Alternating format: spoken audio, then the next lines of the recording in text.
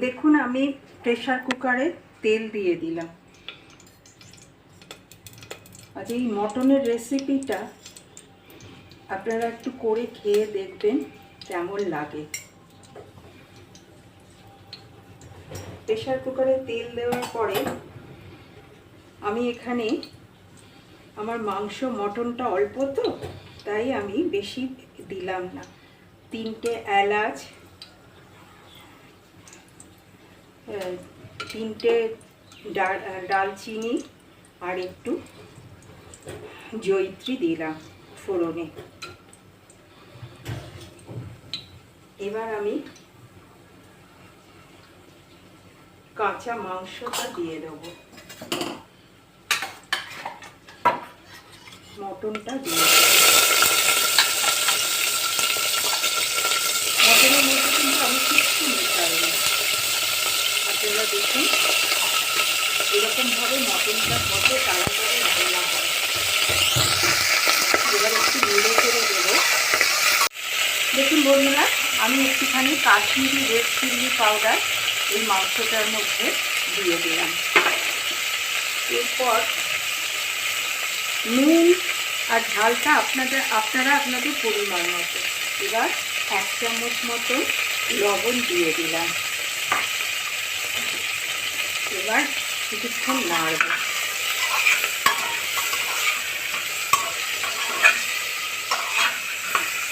একদম ভিন্ন স্বাদের, নতুন স্বাদের মটন কত তাড়াতাড়ি হয় সেটাই একবার দেখবেন আপনারা। এবার আমি প্রেসার কুকারে, আমার হকিন্সের প্রেসার কুকার, 3খানা সিটি খাওয়াবো।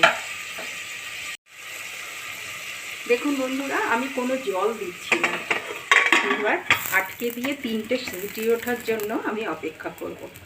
জল না দেওয়া সত্ত্বেও প্রেসার কুকারেতে কতটা জুস বেরিয়ে গেছে দেখুন।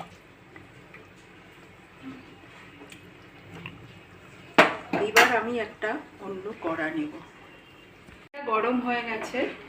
এবার আমি আরেকটা পাত্রে তেল গরম করে নিলাম। এবার পেঁয়াজ কুচিয়ে নিলাম। পেঁয়াজ কুচিয়ে এই কুচানোগুলো আমি গরম তেলে দিলাম। একটা বড় সাইজের পেঁয়াজ, কেন আমার মাংস অল্প তো, তাই একটা বড় সাইজের পেঁয়াজকে একটুখানি ভেজে নিলাম। লাল লাল করে, যতক্ষণ না লাল লাল করে ভাজা হবে ততক্ষণ পর্যন্ত ভেজে নিলাম। আর একটুখানি পেঁয়াজ বাটাও দিয়ে দিলাম, থিকনেসটা ভালো আসবে। 1 চামচ মতন, বেশি না। তৃষার পাঠশালাকে সাবস্ক্রাইব করতে ভুলবেন না।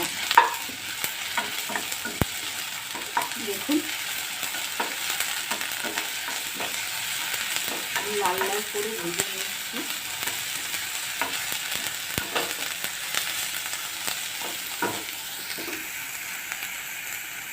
এবার দেবো 1/2 চামচ মতন রসুন বাটা, 1/2 চামচ আদা বাটা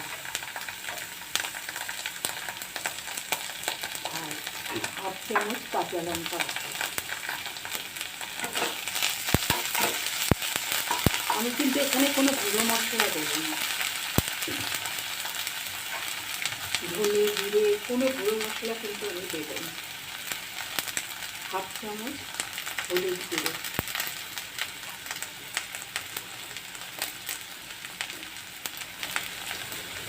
অল্প একটু কাশ্মীরি রেড চিলি পাউডার। আর ঝালের জন্য তো কাঁচা লঙ্কা দিয়েছি। আপনারা ঝাল আর নুন লাগছে, এটা আপনারা আপনাদের ইচ্ছে মতো খাবেন। যা আপনাদের পছন্দ হবে সেভাবেই দেবেন। দেখুন বন্ধুরা, আমি কিন্তু খুব বেশি তেল দিইনি, 2 চামচ মতন তেল দিয়েছি। এখানেও 2 চামচ মতন তেল দিয়েছি।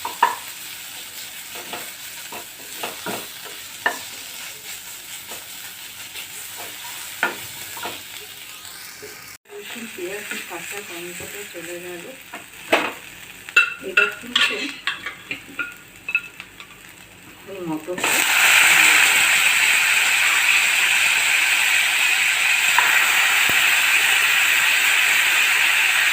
মটন থেকে যে বীজটা বেরিয়েছে সেটা আমি একটু বাটে দেবো।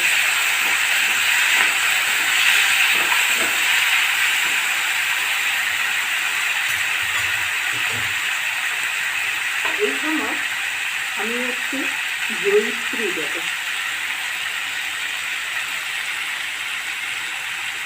সামান্য একটু জয়িত্রী।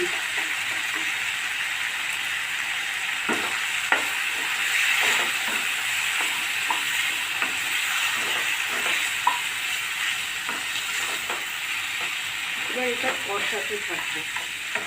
মাংসটা 80% সেদ্ধ হয়ে গেছে। এই দেখুন সেদ্ধ হয়ে গেছে মাংসটা, প্রায় 80% কি তারও একটুখানি বেশি মনে হয় সেদ্ধ হয়ে গেছে। এবার ওই যে মাংস সেদ্ধ করার যে জলটা ছিল আমি ওইটা দিয়ে দিলাম।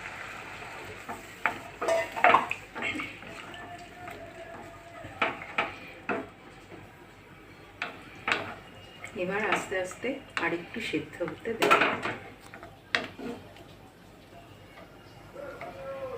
আমি কিন্তু এখানে এখনো পর্যন্ত কোনো ধনে, জিরে, লঙ্কা এগুলো কিন্তু কিচ্ছু দিইনি।